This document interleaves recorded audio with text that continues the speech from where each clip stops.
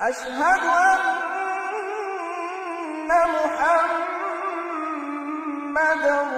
رسول الله.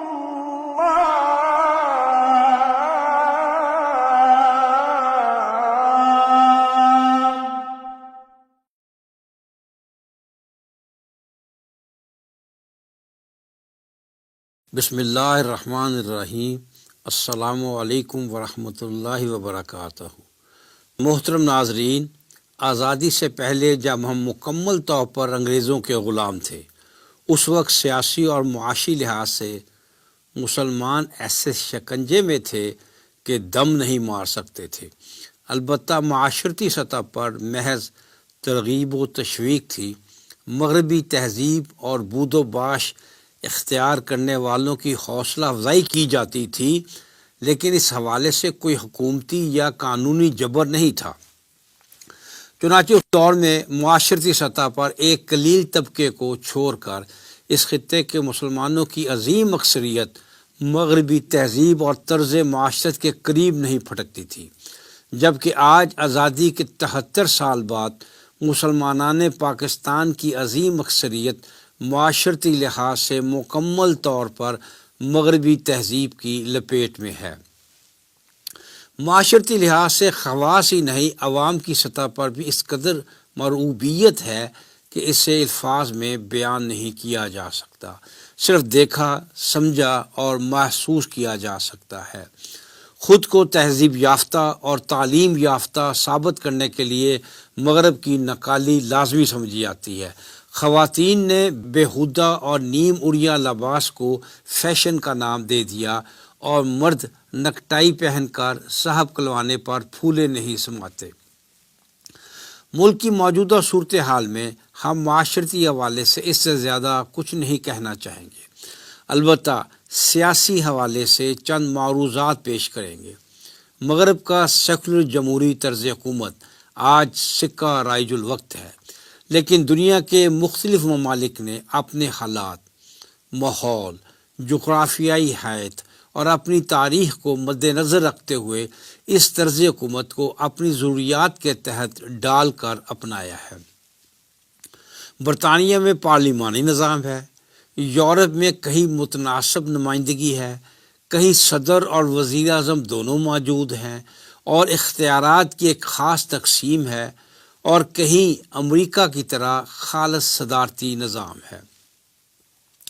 چین اور روس بھی جمہوریت کے دعوے دار ہیں، اگرچہ وہاں پر شہری حکومت سازی کے لیے ووٹ نہیں دے سکتے، صرف پارٹی کے ارکان ووٹ ڈالتے ہیں. لہٰذا روس کے صدر پیوٹن 2036 تک صدر رہیں گے اور چین کے صدر شی چین ینگ تا حیات صدر رہیں گے. ہمارا معاملہ یہ ہے کہ ہم نے آزادی کے بعد نہ آؤ دیکھا نہ تاؤ، اپنے سابقہ حکمرانوں کی طرح پارلیمانی جمہوری طرز حکومت کا ڈول ڈال دیا. اگرچہ یہی غلطی بھارت نے بھی کی، لیکن بعض وجوہات کی بنا پر انہیں یہ غلطی ابتدا میں اتنی مہنگی نہ پڑی.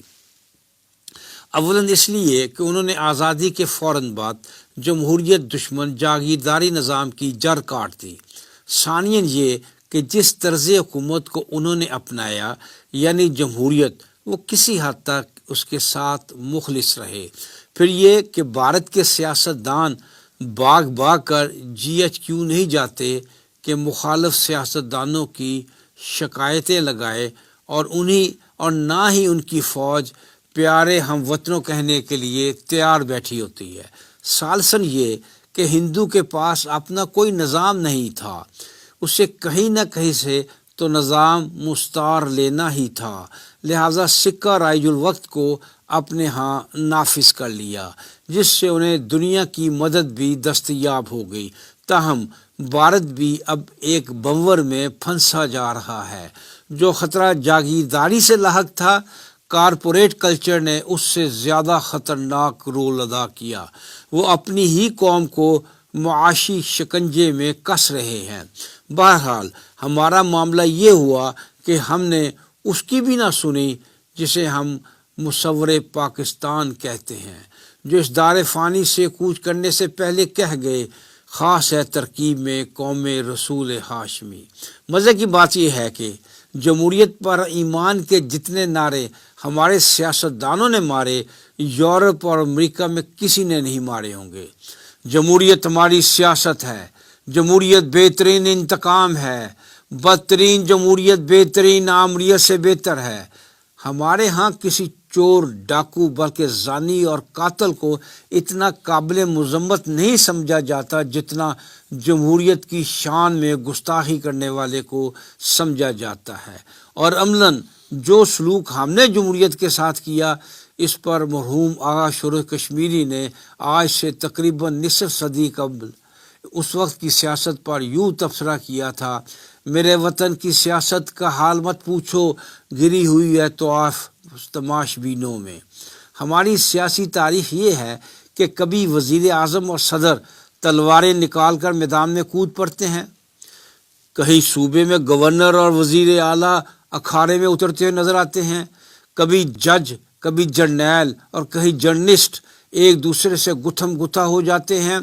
جرنلسٹ کا ذکر آیا تو ہم ناظرین کے گوش گزار کرنا ضروری سمجھیں گے کہ آج ہمارا میڈیا خود کو کنگ میکر سمجھتا ہے۔ کبھی عدالت عظمیٰ کے جج چینی کا بھاؤ طے کرتے ہیں، کبھی جرنیل بلدیاتی نظام وضع کرتے ہیں۔ ایک افراتفری ہے، ایک بھگدڑ سی مچی ہوئی ہے، کوئی اپنے کام کی طرف متوجہ نہیں، صرف دوسروں کی غلطیاں نکال رہا ہے۔ اقتدار اور وسائل کی بندر بانٹ کا اندازہ ایک عرصے سے ایسا ہے جیسے اندھا ریوڑیاں بانٹ رہا ہو۔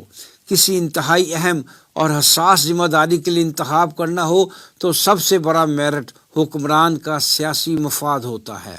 حکومت اور اپوزیشن سیاسی حریف نہیں ہیں، بلکہ ایک دوسرے کے جانی دشمن بن چکے ہیں۔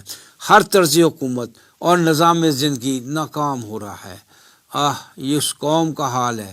کتنے دکھ کی بات ہے کہ وہ قوم بکاری بنی ہوئی ہے اور طرز حکومت اور نظام زندگی کی بھیک مانگتی پھرتی ہے، جسے قرآن اور سنت رسول صلی اللہ علیہ وسلم کی صورت میں مکمل نظام حیات عطا کیا گیا۔ بلا تشبیہ عرض کیے دیتے ہیں، اس شخص کو کیا کہیے گا جو اپنے ہیرے جواہرات کی کان کو تالا لگا دے، جو اپنے گھر کے نیچے بہتی دودھ اور شہر کی نہروں سے منہ پھیر لے اور کشکول پکڑے، گداگری کے لیے دوسروں کے در پر رسوا ہوتا رہے۔ کیا کہیں گے اس شخص کو جو بغل میں کتاب رکھے اور ابو چہل کلانے کا حقدار ہو؟ کیا کہیں گے اس شخص کو جو روشنی کے مینار کی طرف پشت کر لے اور تاریکیوں میں ٹھوکریں کھا رہا ہو؟ دریا کے کنارے اگر کوئی پیاسا رہے تو کوئی اسے کیسے سیراب کرے گا؟ کب تک ہم حالات کا رونا روئیں گے؟ کب تک ہم نوحے پڑھتے رہیں گے؟